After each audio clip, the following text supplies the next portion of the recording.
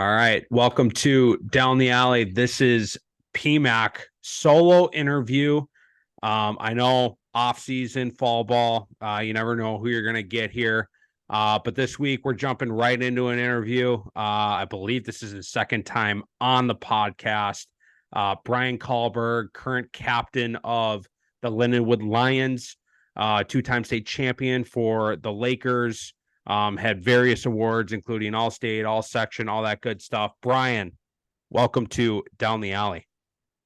Thanks, P-Mac. It's good to be back. I think it's been, probably since my senior year of high school since I've been on, so almost 6 years now.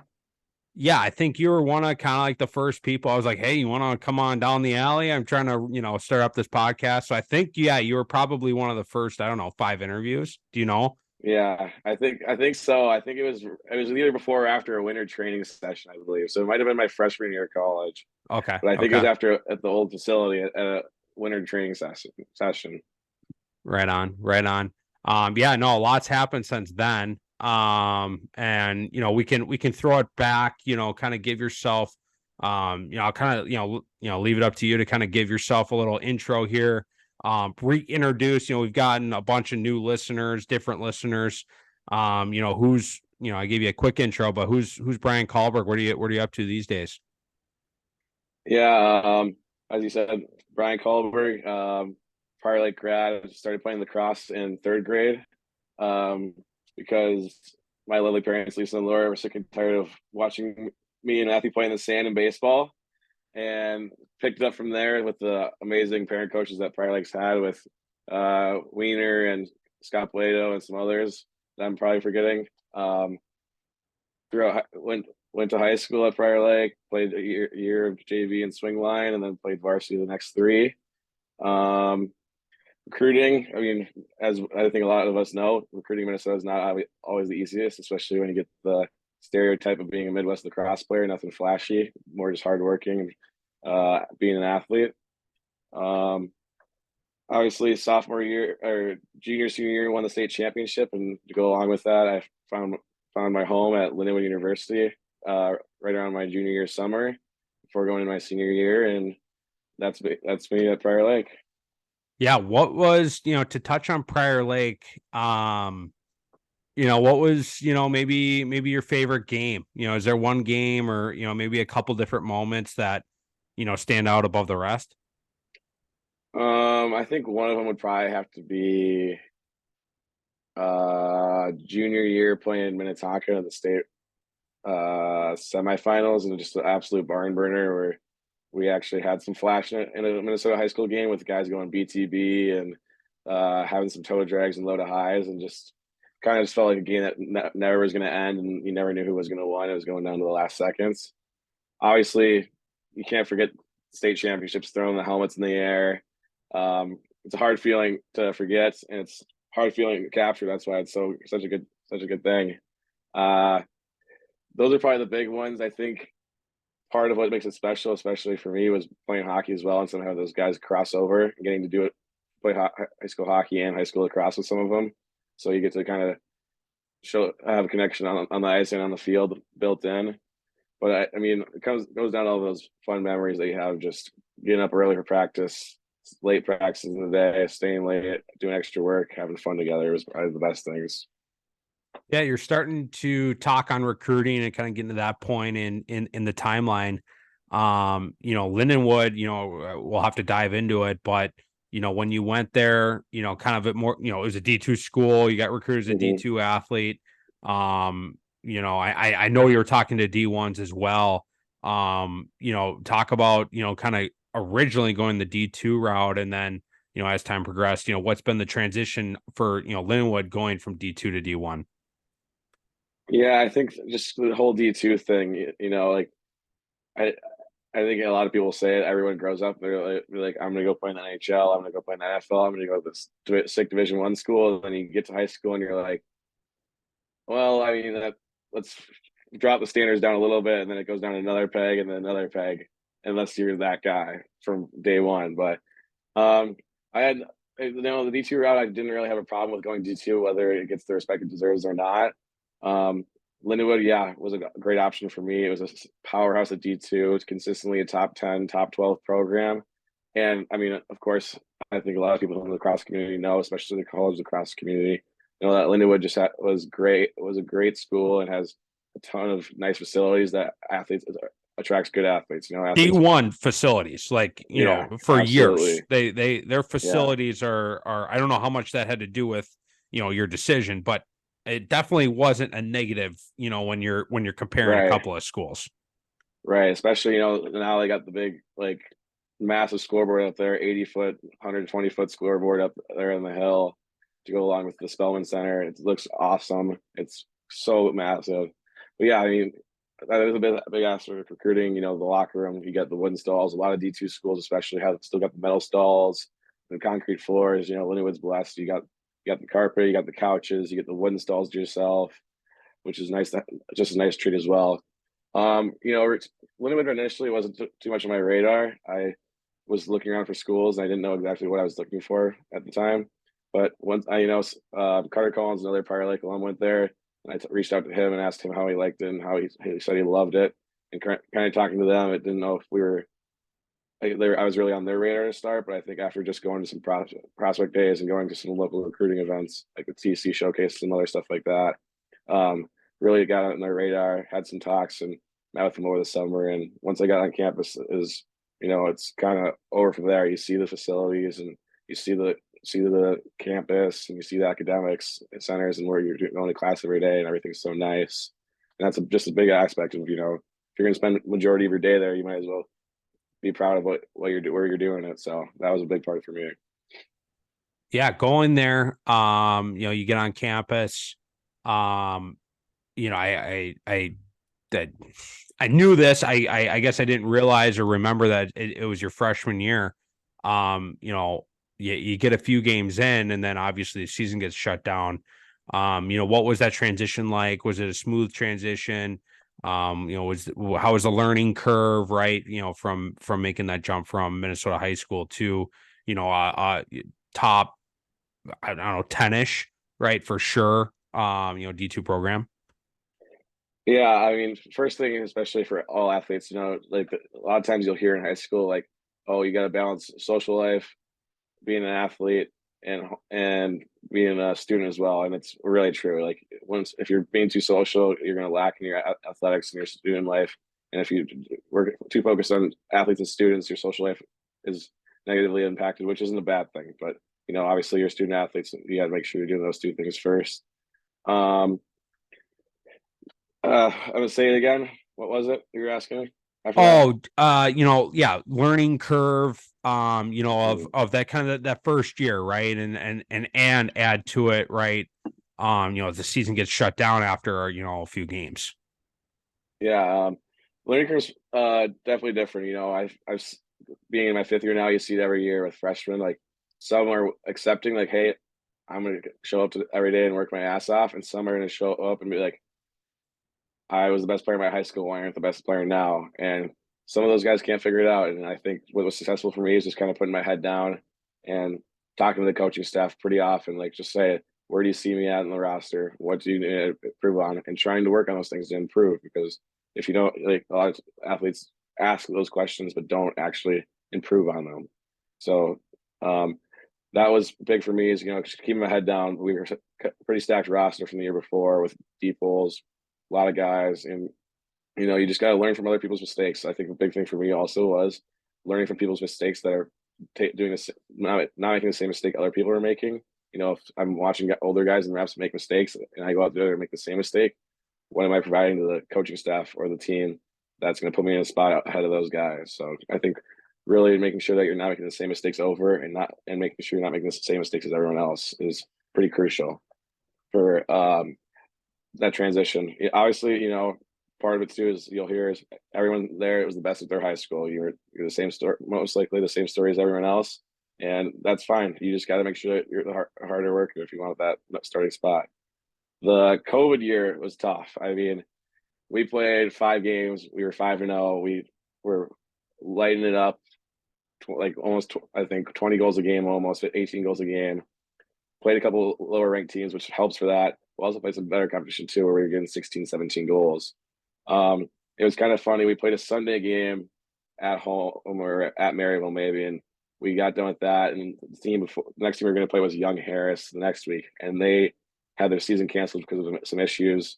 And Coach Lang then said we could go home for a couple days for spring break. You can go home Monday or go home today, and we'll see you back on Thursday or Friday. Well, we never ended up going back. We just COVID happened that week. Season was over. Didn't go back.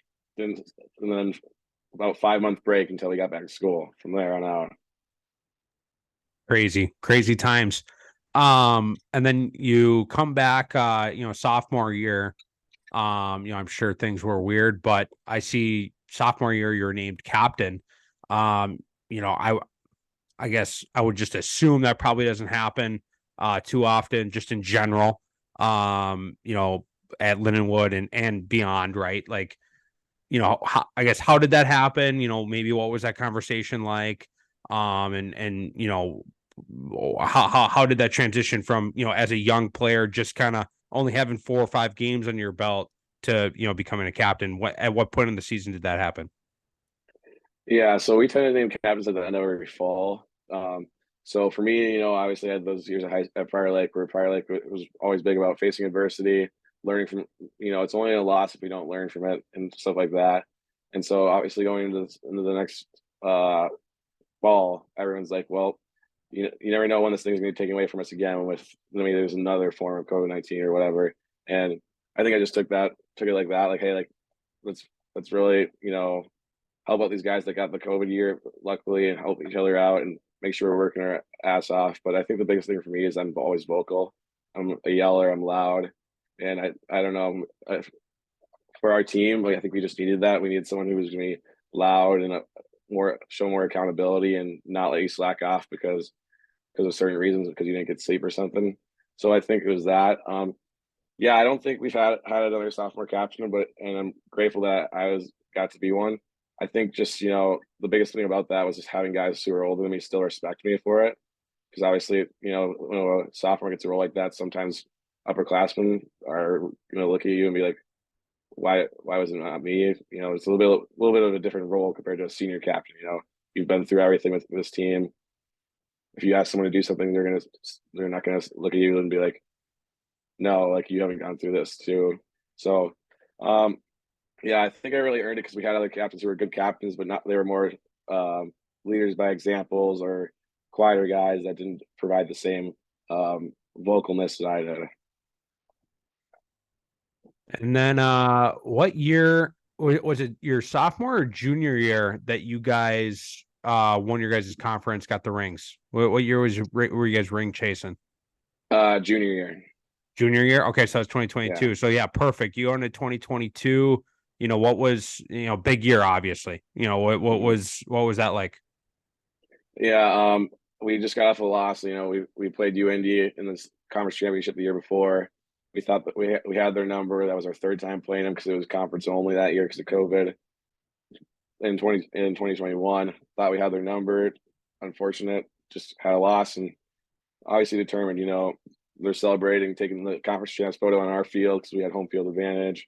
You see that. You see the seniors last game. You see a mix of those things, and it just grinds your gears and it ranges you. And if it doesn't, you're playing for the wrong reasons.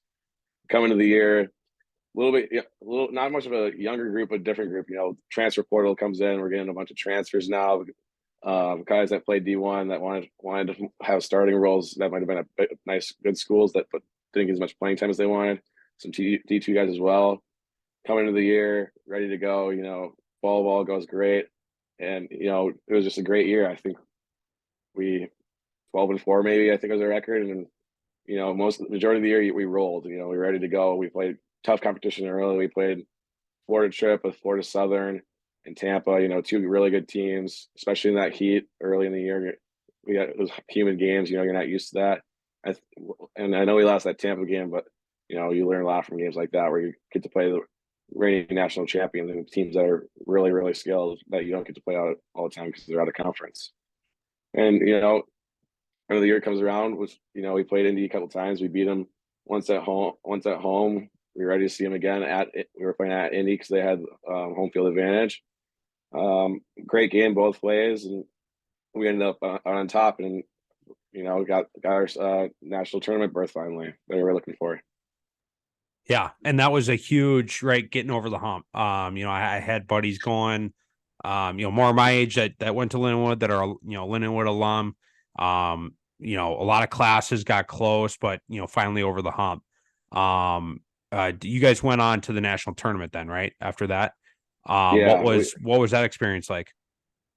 um, thankfully, with our strength of schedule and our record and how they weighed everything at D2, we were actually able to host a national tournament game because it was the first round. We were the 3 seed in the South out of 6. So we played Wingate, the 6 seed, and played them at home. Didn't go our way, but it was an awesome experience. It's just a completely different animal. SAC by far is the strongest conference at D2 with Limestone, Lenore Ryan, Wingate, Newberry, just a sick conference. And they just had another level than us that we hadn't played against. So they had our number that day, and unfortunately went down. But it's an awesome experience to get to play in a national tournament of any kind. And after that season, and I'm sure there's a lot of hype around the program, a lot of chatter, obviously, inside and out, I'm sure. Making that transition to D1. Big step for the program, I'm sure big adjustments. I'm interested to hear, kind of inside the lines and inside the program. And maybe even as a school, what some of those changes were. Going from D2 to D1, obviously there's, different hours and different times of the year that you kind of can't, do work, but, what other noticeable, changes was there, for the program and for the school from going to D2 to D1? Yeah, I think it was tough, especially for us spring sports. We found out during our season that we were going to D1, so it was middle of our season. We're hearing all these rumors, Coach Lanting's shooting them down because nothing's official. And then, of course, it becomes official, and we're like, well, most of us wanted to play D1 anyway, so here we are now. But, some teams, of course, wanted to chirp us already about that when we're playing them at D2, but it's like, it was out of our control. Our football team had an opportunity to join a Division I conference, and they got to, and school decided to make the rest of the sports D1. I think the hardest part for us was maybe recruiting. We were a little bit behind. We had, all those guys that came committed to play D2, whether they were good enough to play D1 or not, they were signed up for D2. So, that, I think part of it too that put a lot of stress on us was finding a schedule. Most of those guys got schedules planned out for in the spring already for the next spring. But, I think on campus, I think it was already a pretty athletic school, like mainly athletes, but, I think you just see like everyone's a little bit more serious. Everything's a little bit more professional.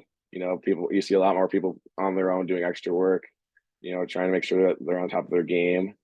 But the transition was pretty incredible. We already had a couple D1 sports, but you go and attend all these other D1 sports now, and you see all these other schools that are these big time schools, or whether they're Big 10 or Pac-12 or Big 12 or schools that we're playing against, and it's pretty cool to see. I think the crazy thing for us, especially for lacrosse, I think I've told a lot of people, is that D2, everyone's athletic, everyone deserves to be there, and everyone's a good lacrosse player. I think the difference at D1 is everyone's a really good lacrosse player, really athletic, and can play offense and defense. I think is the biggest thing. D2, you get a little more positional based players. You're not pushing fast breaks with 1 or 2 poles, trying to load up the box as fast as possible. And I think that's the biggest thing different for D1 lacrosse compared to D2 lacrosse. Yeah, as a school, right? You're not making a D1 switch based on lacrosse, right? That's probably a football, basketball, other sport thing. Being from the state of hockey, I watched the Lindenwood Gopher game. Is that a well attended game? Are you guys supporting the hockey team? Are you guys going to the football games? What are the vibes for the other sports that have gone D1? Yeah, so for men's hockey, we've been going to them a decent amount. They just had Augustana this last week, and we watched them on Friday night. and then they had another game Saturday, of course. Um, football games are great too. You know, we're starting to have that D1 atmosphere. You know, where you're seeing people pull up to tailgates, and there's people tailgating, and then everyone's going into the game.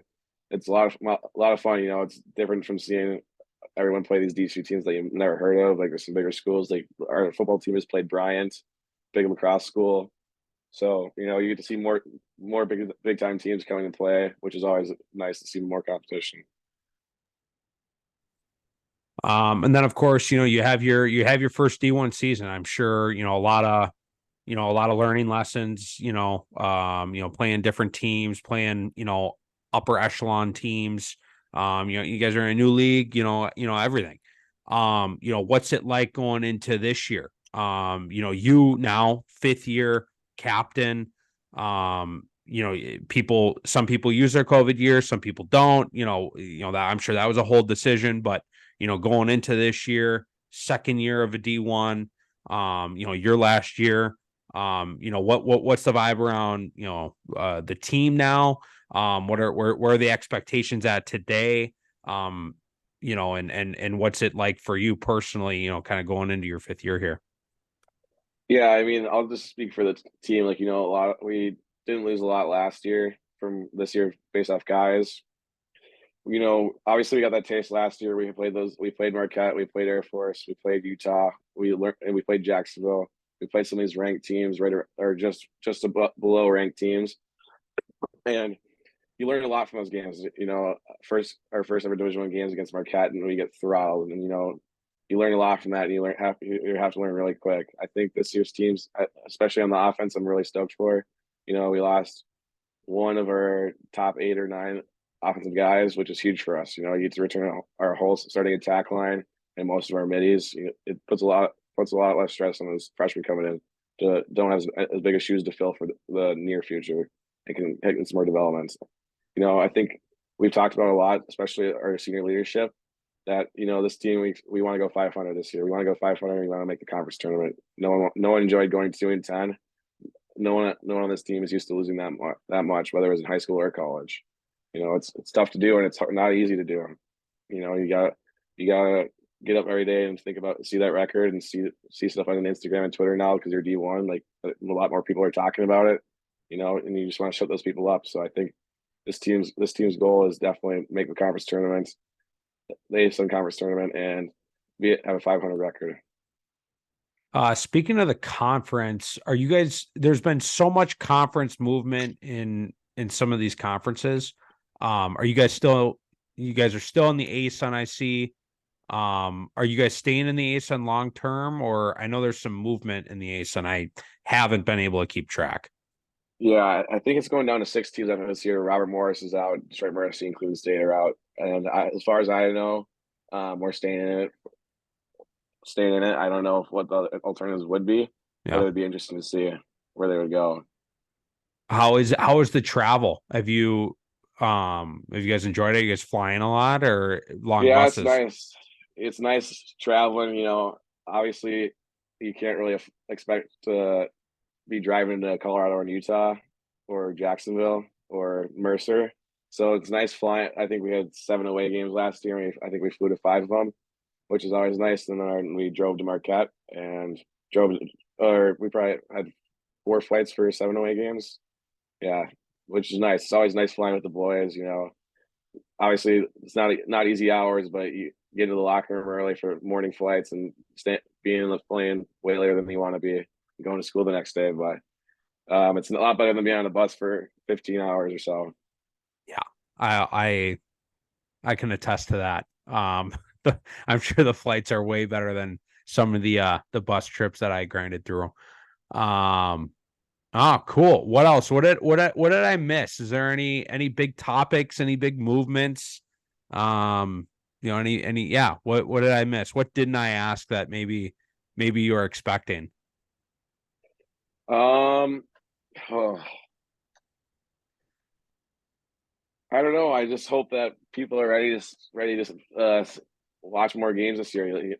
The expectations higher, and I think with us having a lot of our starters back, and even guys who didn't start back, the experience alone, I think, is going to make a dramatic difference in a lot of these games. I don't think you're going to see us in many blowouts. We had a lot of close games last year that, 4 goal games that we expect to be wins, and I think people are going to start being surprised. Obviously, we got a new D coordinator. I think that's going to help us out a lot. Nothing against the last one, but I think it just brings a new perspective in, and it's going to freshen up our defense. With Lindenwood, like I mentioned, I know a handful of guys that are alum. Obviously there's guys there that I know. How are some of the other Minnesota boys doing? I know there's some young bucks, from throughout the state. Any primed, ready to take that next step, maybe make some noise this season? Minnesota guys for Lindenwood this year. I don't think we have a ton. We have a ton coming in, but I don't know if we got. I know it's less. Like some years, there's a ton. Yeah. We got the Lakeville North boys coming in a couple years that I've heard the coaching staff's pretty stoked about. So, unfortunately, I won't be here for them. But we're a pretty West school for the Division I breakdown of the geography of it. So, I think we're just trying to take advantage of those smaller states that don't get as much respect and try to pick those best players and, mix in some of those states that do get a lot of respect and try to make the most of it. Love it. Okay. I got a couple questions in our last one. I asked this to the last person, kind of bringing it back. I think Inside Lacrosse used to ask this weapon of choice. What are the defensemen using right now? Because I get asked all the time. And I gotta reload my go-tos. Otherwise, I'm going to be giving sticks, recommendations that are 5-10 years old. What are the defensemen using today?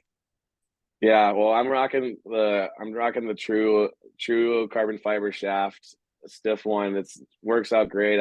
I just broke my first one after having it for almost 2 years, which is always nice. I'm not much of a mesh and strings guys. I go one shooter, one nylon. That's good for me. But since for a while I've been rocking the all black shaft and D head, black mesh, and the Maverick tank. It's always been my thing. Okay, so the tank is still around. The tank is still in. Tank 2.0 is hanging there. Is still out there. I'm using that nice wide head to get all the nuggets and knockdowns. Okay, so I'm not that old yet. I'm not that old yet. People are still using the tank. I was never in all black. I know that's been a trend. So, maybe we'll bring that to PL. I don't know. Maybe not. It looks nice when you got black and white jerseys. Yeah, I don't know if that would work with the navy blues. I know, but it looks pretty tough too when you get the black gloves on. Yeah. No, I could see that. What's your favorite thing right now? What are you listening to or reading or watching or what's your favorite thing? I gotta stay relevant. I gotta stay relevant with the equipment. I gotta stay relevant and what are the kids doing? Playing a lot of lacrosse, that's for sure. But obviously, you got your football. But I mixed in a lot of Disney Plus. Always get the Marvel shows going. Loki's just been out. I've been watching that. You got to get the Star Wars shows in there too. Just great to catch up with. Big Star Wars and Marvel guy. So that's what I mainly keep up with. A lot of YouTube. I feel like I'm always, especially in the winter times, watching those summer fishing videos. Okay. Think about getting on the lake in the summer. Last question that we ask everybody, what is your alley? This can be something you're passionate about. It could be, this week, this month thing, could be a lifelong thing, on or off the field, kind of can take it any direction you want. I'd say my alley's gotta be, just trying to be the best I can on the field. Obviously, everyone says that, but I think, for me especially, especially for my parents, just always been told, we'll never be upset with you as long as you work hard. And I feel like I try to take that to the lacrosse every day, what I call my job. Take it to work every day is, hey, no matter how you're feeling, tired, sick, energetic, make sure that you're working hard every day and trying to bring that energy to others. You can't get mad at someone for not working for messing up if they're not working, if they're working hard, always trying to do the right thing. And I think that's just part of life on and off the field. Work ethic is a big thing. and that's just definitely my alley. Is trying to be the best and help others become the best as well. Love it. Love it. What's that shirt? That's not a lion. No, this is from our 77 tournament we run. It's a little St. Louis Cardinals logo with the Lindenwood printout under it. Pretty fire. We asked coach to print out some extras for us this year so we could have one. Yeah, no, those are pretty sick t-shirts, not gonna lie. Oh, I cannot believe I didn't ask this. This is the people who stayed on, the people who stayed listening. I have to ask, and I have someone from the other team coming on, and they can share their side of the story. Yeah. But I gotta ask. I know in fall ball, I know fall ball games are they're off season games. There's an asterisk. Teams could be doing different things, but I think I would have gotten yelled at if I didn't ask about it because people have been asking me what I know, and I'm like, I don't know. How did the Lindenwood Maryville fall ball game go, and how did it end?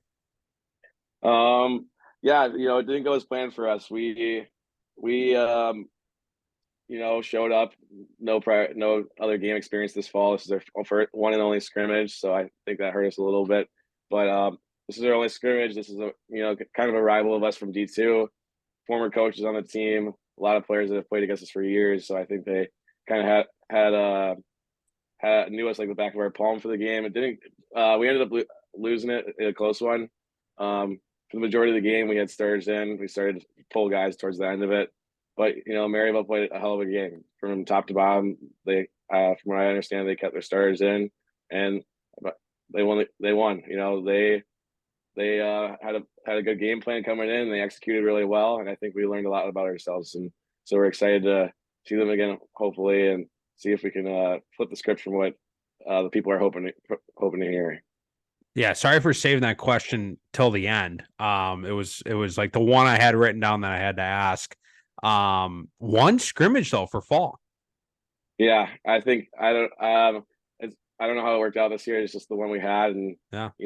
Especially a team like that knows us very well. Oh, they're fired up, right? That's their Yeah. Super Bowl. They want to kick your ass as they should. Um, you know, so that doesn't surprise me. That part of the equation. But it's so interesting talking to different programs, right? Every program runs it different. My previous interview that I don't know if you'll be after, when this releases, but they had like, I don't know, 8 scrimmages this fall. Yeah. Like right. scrimmages, something, Yeah.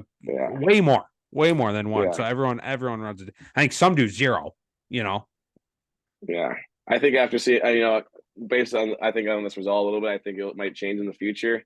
Yeah. Obviously, you don't want this happening at all. But right. I think it's tough. We got the Prior Lake alumni on that side that know the Lindenwood handbook pretty well. So maybe a little bit of extra scouting in there against us, but they played good, and I think that we'll have more scrimmages in the fall in the future of this program, and that especially us, we got a couple in the spring as well before we hit Marquette in February. No, that's good. That's good. Cool. Well, thanks for coming down the alley. I appreciate it. I know the fans will, love hearing the insights and the behind the scenes and the chatter about what goes on at the next level and what it takes to get there. Yeah, thanks for having me. I appreciate it. And thank you to Brian Kallberg for coming down the alley. This year's sponsor is Old Southern Barbecue.